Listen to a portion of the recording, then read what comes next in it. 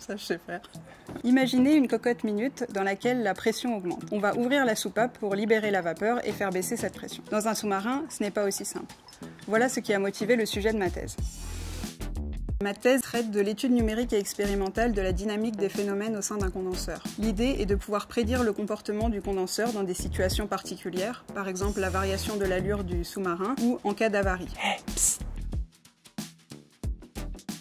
Un condenseur, c'est un échangeur de chaleur qui sert à condenser un fluide en particulier, c'est-à-dire le faire passer de l'état vapeur à l'état liquide. On trouve des condenseurs dans différentes applications de la vie quotidienne. Ici, dans notre cas, on s'intéresse aux condenseurs de la boucle de propulsion du sous-marin nucléaire. Et c'est un composant important puisqu'il représente la source froide du cycle thermohydraulique de propulsion. En cas de dysfonctionnement, la vapeur arrivant des turbines risque de ne plus pouvoir être condensée ou que partiellement, et la pression dans le condenseur va alors augmenter. On s'imagine bien que l'on ne peut pas juste ouvrir une soupape pour libérer la vapeur, ce qui pourrait être dangereux pour des personnes se trouvant à l'intérieur du compartiment, et aussi entraîner des dégâts matériels plus importants dans le reste de la chaufferie. Dans ma thèse, il y avait deux grands axes, donc un axe numérique qui consiste en le développement d'un modèle de calcul et un axe expérimental pour la réalisation d'essais pour qualifier ce modèle. J'ai réalisé les deux axes et comparé les résultats et obtenu une bonne cohérence entre eux. Un modèle de calcul est un outil numérique qui permet de prédire le fonctionnement d'un système par la résolution d'équations et par la mise en place d'hypothèses et de simplifications. Le modèle de calcul permet de simuler différents scénarios plus ou moins critiques, tout en permettant de s'affranchir de réaliser des essais en conditions réelles qui seraient dangereux pour les opérateurs. Le modèle de calcul que j'ai développé a été qualifié à une échelle réduite sur un condenseur développé en laboratoire. L'idéal serait de pouvoir qualifier ce modèle sur des condenseurs à échelle industrielle du type de ceux utilisés par Naval Group.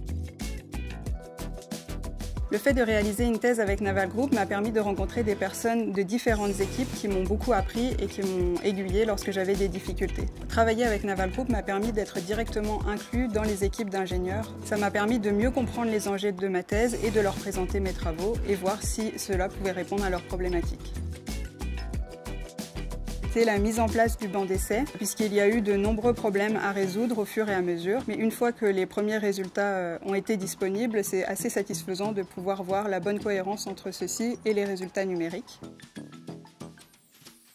À la suite de ma thèse, le modèle est en cours de qualification pour être utilisé par les équipes de conception à Naval Group. J'ai été embauchée à la fin de ma thèse au service calcul à Naval Group. Dans quelques années, j'espère que j'y serai toujours et que j'aurai gagné en compétences et en connaissances. En effet, c'est un métier dans lequel les sujets d'études sont variés et où il y a donc beaucoup de choses à apprendre. J'aimerais remercier les gens qui ont participé de près ou de loin à ce que ma thèse se passe bien. J'ai eu la chance d'être bien entourée durant ces 3 ans et d'être bien accueillie dans l'équipe dans laquelle j'ai travaillé.